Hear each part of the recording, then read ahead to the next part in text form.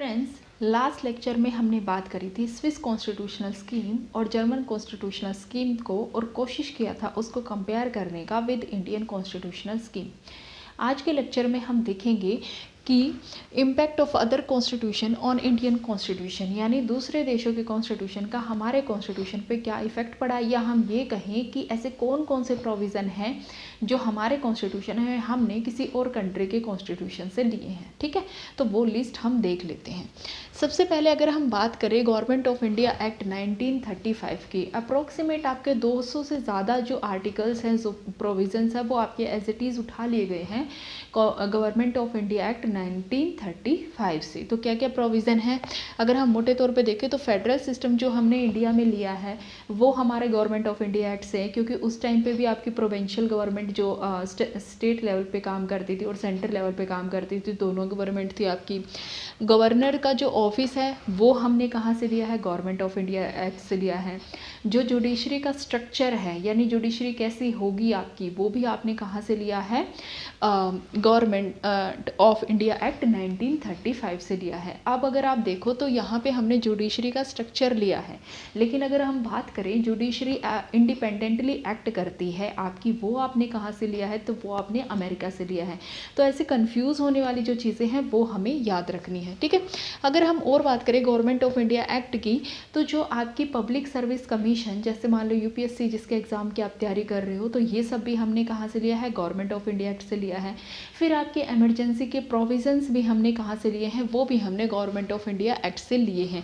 और साथ ही साथ जो आपकी लिस्ट आती है, यानी 7th शेड्यूल, जिसमें आपकी स्टेट लिस्ट, सेंटर लिस्ट आती है, जो आपकी रेसिडरी पावर की बात करता है, जो आपके रिजर्व सब्जेक्ट्स से उनकी बात करता है, वो आपने कहाँ से लिए हैं, वो भी हमने गवर्नमेंट ऑफ इंडिया एक्ट से लिए हैं। ठीक है, दूसरा आपका सबसे ज़्यादा इफेक्ट किसका पड़ा, वो पड़ा ब्रिटेन का। क्यों पड़ा, क्योंकि भाई ब्रिटेन हम पे रूल करता आ रहा था अप्रोक्सीमेट 150 सालों तक, वो उसने हम पे रूल किया है। तो वहाँ की जो भी लेजिस्लेटिव प्रोसेस थी, जो जैसे उनकी पार्लियामेंट काम करती थी, वो सब चीज़ों से हम फैमिलियर थे। ठीक है, तो ब्रिटेन से आपका क्या क्या इफेक्ट पड़ा है, सबसे पहले आपका पार्लियामेंट्री सिस्टम हमने वहाँ से लिया है। ठीक है, यानी कि जो आप काउंसिल ऑफ मिनिस्टर्स चुनते हो रिस्पॉन्सिबल टू द लोकसभा, वो आपने वहाँ से लिया है। ठीक है, फिर जो आपका प्रोसीजर एस्टेब्लिश बाय लॉ है, वो आपने वहाँ से लिया है। जैसे अगर आपने पॉलिटी पढ़ी होगी तो आपने देखा होगा आर्टिकल नंबर 21 जो कि बात करता है कि आपकी लाइफ और लिबर्टी की,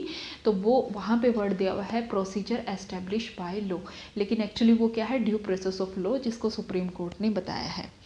उसके बाद आपकी सिंगल सिटीजनशिप है कि इंडिया में आप जो होते हैं वो सिर्फ हम इंडिया के नागरिक हैं, किसी स्टेट के नागरिक नहीं हो सकते। तो ये प्रोविज़न भी हमने ब्रिटिश कॉन्स्टिट्यूशनल स्कीम से लिया है। जो आपकी लेजिस्लेटिव प्रोसेस होती है, यानी कि कोई अगर आप एक्ट लेके आते हो, कोई एक्ट पास करना चाहते हो, तो जो बिल लेके आते हो वो किस तरीके से प्रेजेंट होगा, कितनी उसमें रीडिंग्स होंगी, फर्स्ट रीडिंग में क्या होगा, सेकेंड रीडिंग में क्या होगा, ये सारा जो है आपने कहाँ से लिया हुआ है, ये भी हमने ब्रिटेन से लिया हुआ है।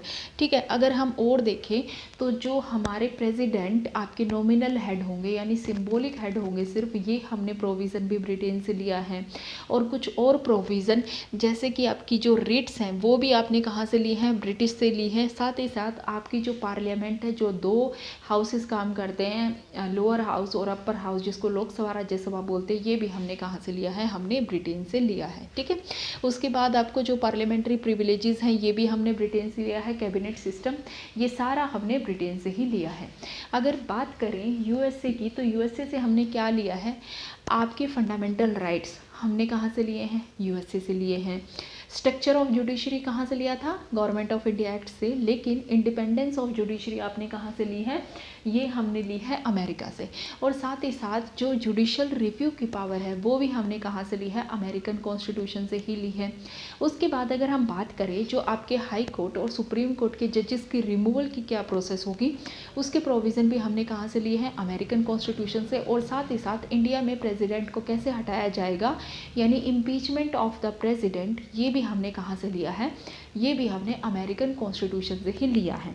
इंडिया में बात करें तो इम्पीचमेंट ऑफ प्रेसिडेंट आपकी सिर्फ एक ही बेस पे होती है, वॉयलेशन ऑफ कॉन्स्टिट्यूशन। और अमेरिका में ये डिफरेंस है, वहाँ पे ब्राइबरी कर रहे हो, अगर आप ब्राइबरी ले रहे हो तब भी, अगर आप कोई करप्शन कर रहे हो तब भी वहाँ पे इम्पीचमेंट की प्रोसेस चलाई जा सकती है। और इंडिया में क्या है कि इम्पीचमेंट जो है आपका वो किसी भी हाउस से शुरू हो सकता है, लेकिन अमेरिका में क्या है वो उसकी शुरुआत होगी सीनेट से ही, ठीक है। अपने यहाँ इम्पीचमेंट ऑफ प्रेसिडेंट कहाँ दिया हुआ है, आर्टिकल नंबर 61 में। तो ये सारे कुछ प्रोविजंस हैं, जैसे ड्यू प्रोसेस ऑफ लॉ भी हमने अमेरिका से लिया गया है।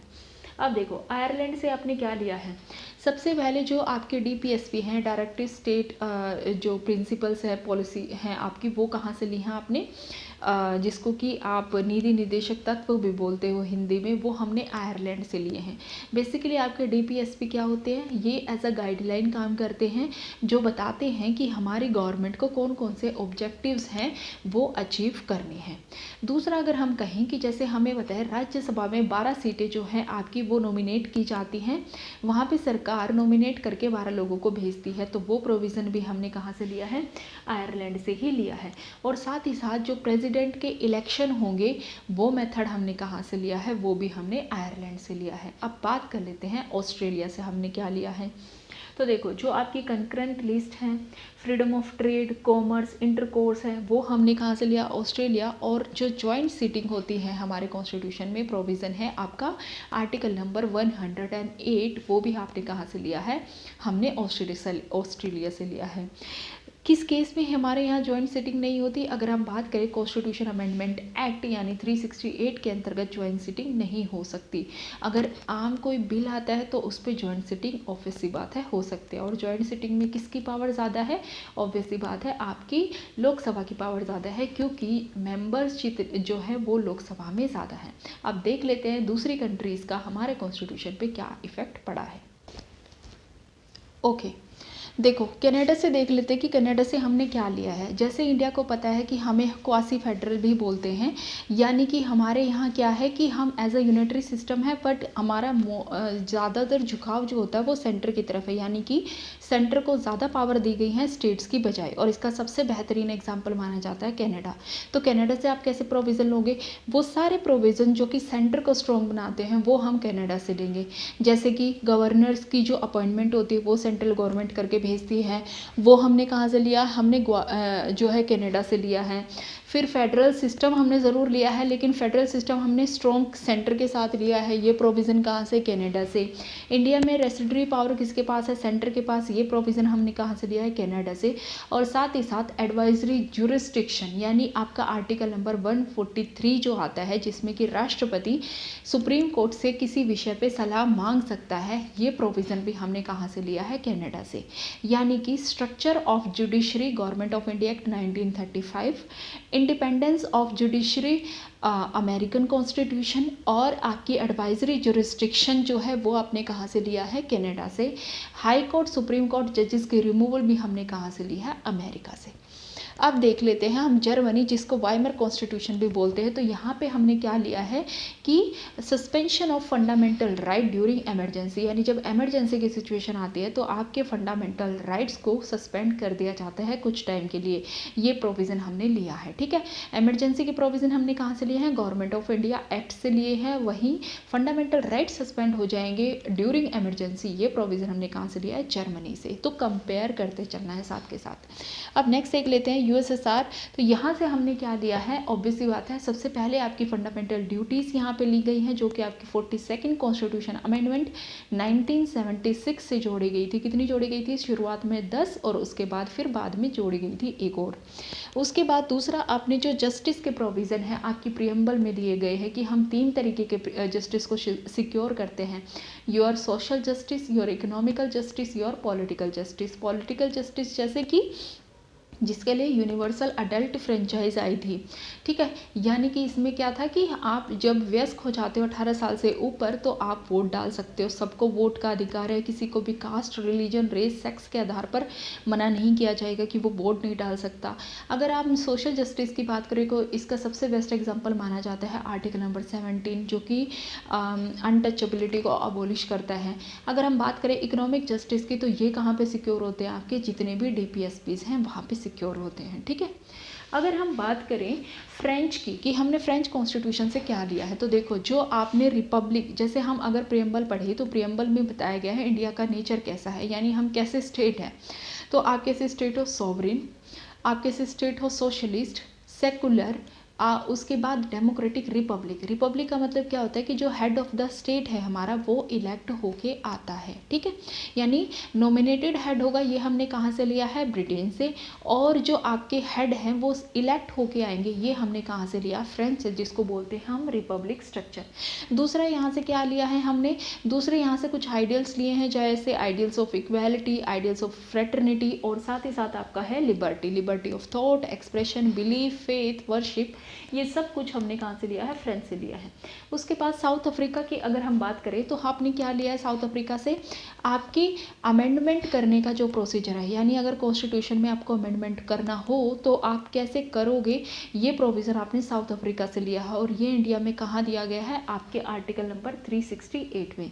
दूसरा, राज्यसभा में जो सदस्य आते हैं उनका इलेक्शन कैसे होगा, यानी इलेक्टेड मेंबर जो राज्यसभा में आएंगे वो कैसे चुन के आएंगे, ये प्रोविज़न भी हमने साउथ अफ्रीका से लिया है।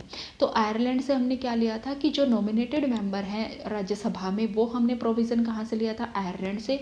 और जो इलेक्टेड मेंबर है वो प्रोविज़न हमने कहाँ से लिया है, साउथ अफ्रीका से, ठीक है। तो आज की वीडियो के लिए इतना ही। अगर आपको ये वीडियो पसंद आया है तो हमारे चैनल को लाइक, शेयर और सब्सक्राइब करें। मिलते हैं नेक्स्ट वीडियो में। Till then, thank you, bye bye.